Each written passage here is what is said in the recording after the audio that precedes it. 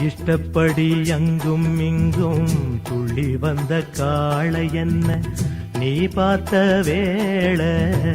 கட்டுப்பட்டு நின்னதென்ன பொன்னி நதி போல எங்கும் பொங்கி வந்த கன்னி என்ன கல்லணைய போல கட்டி வச்ச மாயம் என்ன இது மாயம் என்னென்னமோ கண்டேனே நானும் ஒன்ன போல கேள்வி ஒன்ன கேட்டேனே தட்டு கட்ட நானும் மாற காரணமே நீதானே